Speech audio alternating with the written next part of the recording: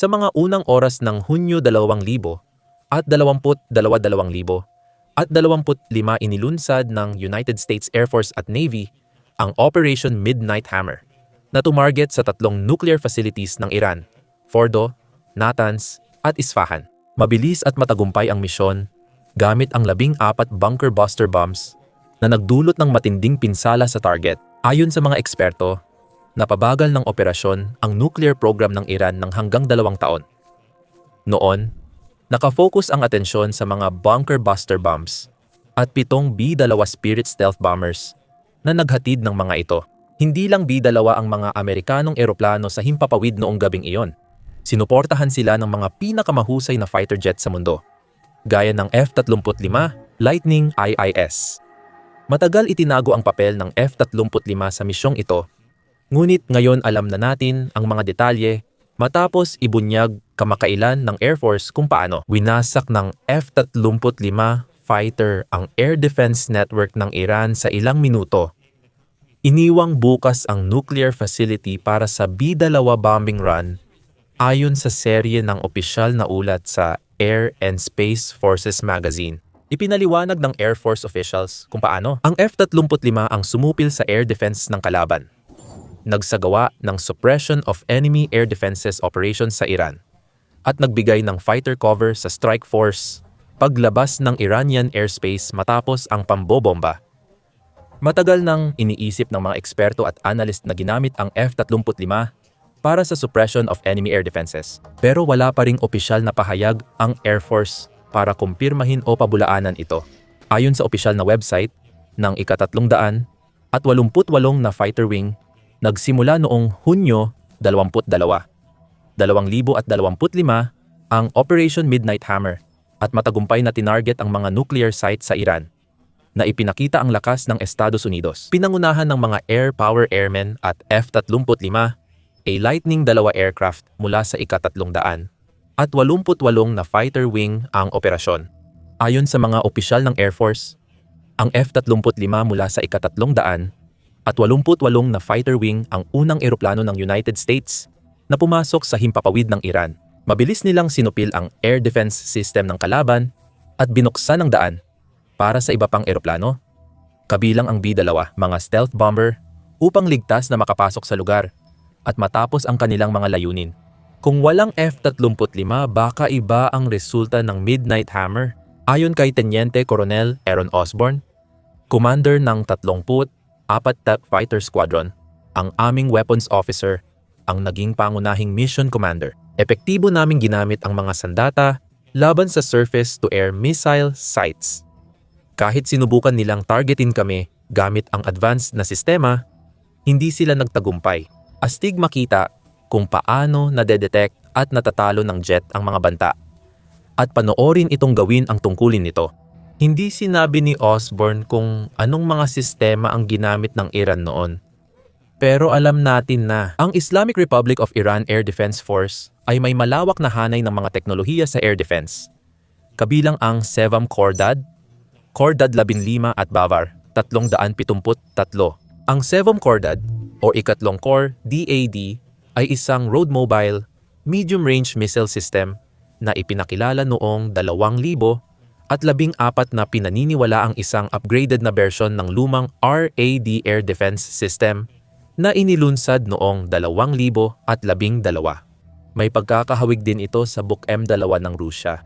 Ipinagmamalaki nito ang operational range na umaabot hanggang 100 at 25 milya o 200 kilometro at kaya nitong magpaputok ng TIE-Air 2 B missiles na kayang tumama sa mga target sa taas na hanggang 18 milya o 30 kilometro. Ipinagmamalaki rin nito ang mataas na katumpakan dahil sa XBAN Active Phased Array Engagement Radar na nagpapahintulot sa 7 Khordad na makadetect ng hanggang 100 target ng sabay-sabay. 4 ang kabuuang baterya at bawat batalyon ng 7 Khordad ay kayang sabay umatake ng 16 na target. Napatunayan ng sistemang ito ang bisa sa labanan. May ulat na ginamit ang 7 Khordad para pabagsakin ang American RQ-4, a Global Hawk surveillance drone. Noong tag-init ng 2019, Mas pinahusay pa ang Khordad 12 at 15 na inilunsad noong Hunyo 2000 at 19 sa isang talumpati ng dating Iranian Defense Minister at kasalukuyang Commander-in-Chief ng Iranian Army, Amir Khatami. Ito ay isang surface-to-air missile o surface-to-air missile system na ipinagmamalaki ang kakayahang matukoy at salagin ang iba't ibang target, kabilang ang cruise missiles, unmanned combat aerial vehicles, fighter jets, at mga stealth target. Nagpapaputok ito ng mga long-range Shahed-3 missiles na sinasabing kayang maglakbay ng hanggang 100 at 20 milya o 200 kilometro. Sinasabing kaya nitong tukuyin, salagin, at sirain ang hanggang 6 na target ng sabay-sabay. Naroon ang Bavar 373, ang pinakamisteryosong air defense system ng Iran, na ipinakita noong Agosto 2016 at opisyal na pumasok sa serbisyo noong 2019. Ito ay isang long-range na road mobile surface-to-air missile system na sinasabi ng Iran na direktang kakumpetensya ng Soviet S-300 system na malawakang ginamit sa digmaan ng Russia laban sa Ukraine. Kaunti pa lang ang tiyak na detalye tungkol sa sistemang ito. Pinaniniwala ang gumagamit ito ng phased array radar para subaybayan at tukuyin ang mga aerodynamic target at ballistic missiles. At ayon sa mga opisyal ng Iran, kaya nitong subaybayan hanggang 200 target ng sabay-sabay. Iniulat din na gumagamit ito ng Sayyad-4 missile ang sumunod sa Sayyad-3 na nakita sa Khordad 12 at 15. Abot nito ay 217 milya, 350 kilometer at kayang umabot sa altitude na 20 milya, 32 kilometers. Noong 2024, inilantad din ng Iran ang mas moderno at posibleng mas makapangyarihang karagdagan sa kanilang air defense arsenal, ang Arman, na idinisenyo partikular para harapin ang mga ballistic missile. Ayon sa ulat, ang Arman ay may kakayahang mag-detect ng mga target sa loob ng 100 at 11 milya o 180 kilometro at subaybayan ang mga ito sa loob ng 100 milya o 160 kilometro. Handa na ito sa labanan sa 3 minuto. Kayang mag-detect ng hanggang 24 na target ng sabay-sabay, umatake ng 6 na target ng sabay, at magpaputok ng interceptor missiles na 5 beses na mas mabilis kaysa sa bilis ng tunog.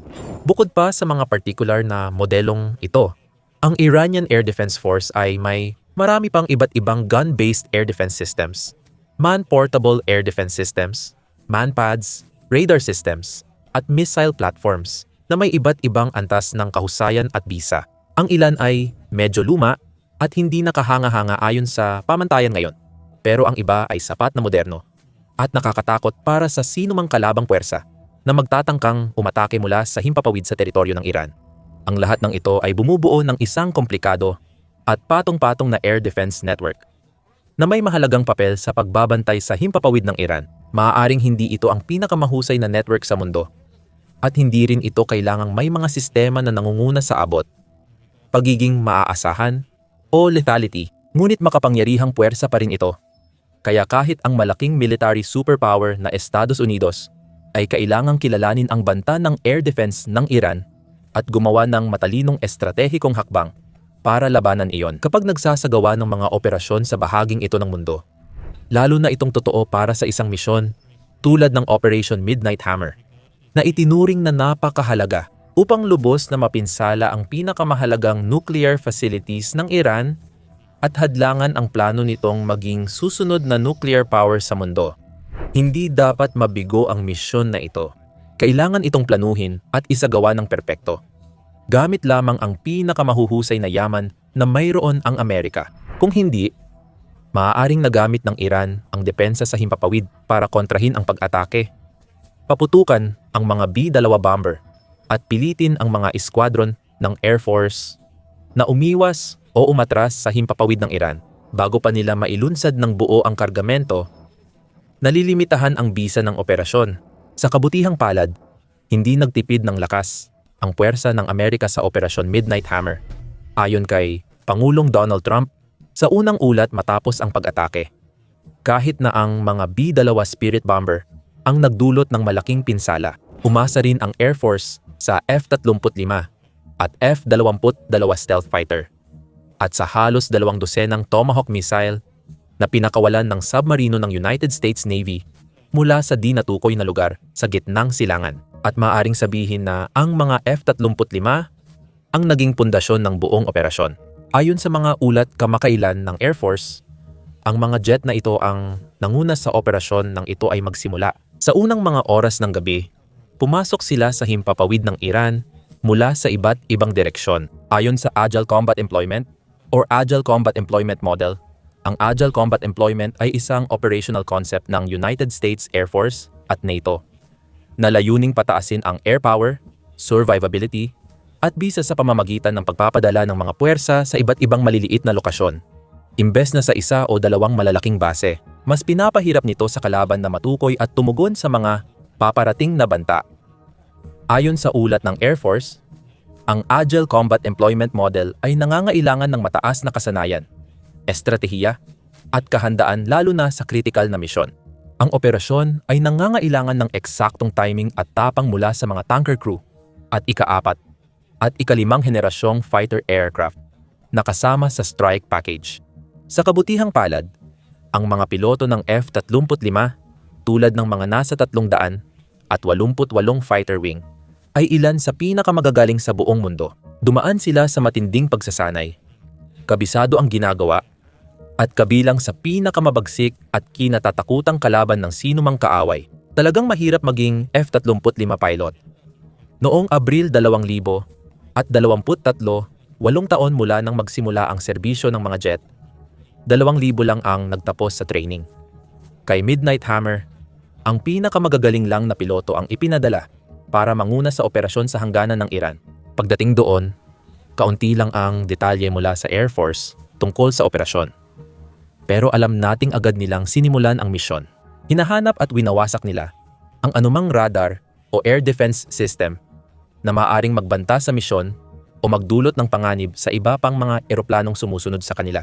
Sabi ni Lieutenant Colonel Osborne, maraming surface-to-air missile site ang nawasak ng mabilis kaya't hindi nakaganti o nakaresponde ang Iran. Ayon kay General Dan Kane, chairman ng Joint Chiefs of Staff, walang putok ng kalaban laban sa F-35, F-22 at B-2 bombers na nasa himpapawid noon.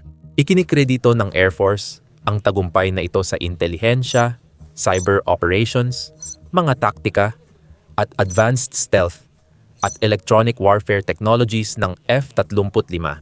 Dahil dito, lahat ng piloto ng 300 at 88 fighter wing at ng Reserve Associate Unit nito, ang 400 at 19 F fighter wing na na-deploy din sa gitnang silangan sa ilalim ng United States Central Command noong Marso 2025 ay nakabalik sa kanilang home base sa Utah noong Setyembre matapos ang isang napakatagumpay na 6 na buwang misyon. Kasama rito hindi lang ang Operation Midnight Hammer, kundi pati na rin ang Operation Rough Rider. Ang Rough Rider ay naganap ilang buwan bago ang Midnight Hammer noong Marso 2025. Kasama rito ang isang malaking kampanya ng mga aerial at naval strike laban sa mga target ng Houthi sa Yemen na isinagawa sa loob ng ilang linggo. Nawasak ang mahigit 800 target kabilang ang radar, air defense, at missile launch sites. Layon nito ay pahinain ang kakayahan ng Houthi na banta sa mga ruta ng pagpapadala sa Red Sea at Gulf of Aden, kung saan daan-daang mandirigmang Houthi ang naiulat na napatay. Mula umpisa, F-35 na agad ang naging pangunahing bida sa operasyon. Sabi ni Teniente Coronel Osborne, agad lumipad ang mga jet nang dumating sila sa gitnang silangan noong Marso. Nakakalabas kami agad, napakabilis, sa loob ng 24 na oras. Mula nang dumating kami sa lugar ng operasyon, lumilipad na kami gamit ang F-35 sa mga combat mission laban sa Houthi. Aktibong ginamit ang mga jet sa pagsira ng maraming target ng militar, kabilang ang depensa sa himpapawid at mga imbakan ng armas. Naitala rin nila ang unang air-to-air kills gamit ang F-35A laban sa one-way attack drone. Nagbahagi si Teniente Coronel Osborne ng dagdag detalye tungkol sa Wild Weasel mission. Ito ang unang beses sa 20 taon na may nabaril habang ginaganap ang Wild Weasel mission. Ito ang unang beses naming gumamit ng bagong sandata sa F-35 para bombahin at ulitin ang atake sa mga lagusan gamit malalalim na penetrasyon. Ang terminong Wild Weasel ay nagmula pa noong panahon ng digmaang Vietnam at tumutukoy sa anumang eroplanong may dalang anti-radiation missiles at ginagamit upang pahinain ang depensa ng kalaban sa himpapawid sa pamamagitan ng pagsira ng mga radar at surface-to-air missile sites. Noong panahong iyon, ang mga unang Wild Weasel ay kinabibilangan ng mga eroplanong gaya ng F-100 FS, F-100 at 5 FS at F-4 CS na nauuna sa paglipad kaysa sa ibang mga eroplano. Hinahatak nila ang radar at air defense ng kalaban para mag-activate at magpalipad ng interceptor. Kaya nalalantad ang kanilang mga lokasyon. Maaari nang umasa ang mga jet sa kanilang bilis at liksi para makaiwas sa mga paparating na banta habang tinutunton at winawasak ang depensa ng kalaban. Sa ngayon, maaasahan na ng United States Air Force ang nangunguna sa buong mundo na F-35S para gampanan ang papel ng Wild Weasel. Isa sa kanila, kasama ang ilang F-16 ay naiulat na muntik ng mabangga ng mga misil ng Houthi. Lahat sila ay ligtas na nakauwi, kasama sina Rough Rider at Midnight Hammer na parehong pumasok sa kasaysayan ng militar ng Amerika bilang mga napakatagumpay na operasyon sa ibang bansa. Ayon kay Teniente Coronel Osborne, maipagmamalaki na ng mga sangkot ang kanilang panahon sa gitnang silangan. Kakaunti na lang ang ritual ng pagtanda ngayon. Pero ang malagay sa panganib, umasa sa sarili, grupo, at gamit, tapos malampasan ito. Ito ang pinakamasarap na pakiramdam sa mundo. Sinasabi ko sa inyo, habulin nyo yan habang buhay. Walang katulad niyan ngayon. Ang tagumpay ng mga misyong ito ay nagpapakita rin ng napakalaking halaga, kakayahan, at mga nangungunang teknolohiya sa mundo na ginagawa ang F-35 bilang walang kapantay na simbolo sa mundo ng mga fighter jet. Nagmula sa Lockheed Martin X-35 na isang konseptual na eroplano na nilalayong palitan ang F-16 Fighting Falcon Fighter Attack, 18 Hornet at McDonnell Douglas AV-8 BA Harrier 2, kasama pa ang iba. Nagsimula ang development ng F-35 noong early 2000s, unang lumipad noong 2006 at ginamit lang mula 2015. Bagamat nakatanggap ng batikos ang programa sa paglipas ng mga taon dahil sa gastos at pagiging komplikado nito, ang mga F-135 engine na nagpapatakbo sa mga jet na ito ay nagkakahalaga ng mahigit 20 milyon bawat isa. Ang naging resulta ay isa sa pinakamahusay na fighter at pinaka-superior na stealth platform na nagawa kailanman. Malaking bentahe nito, ang sensor fusion technology. Habang karamihan ng jet ay may iba't ibang sensors, radar, at electronic warfare systems, automatikong pinagsasama-sama ng F-35 ang mga ito sa isang pinag-isang hub na nagbibigay sa mga piloto ng malinaw at kumpletong larawan ng lahat ng kailangang malaman.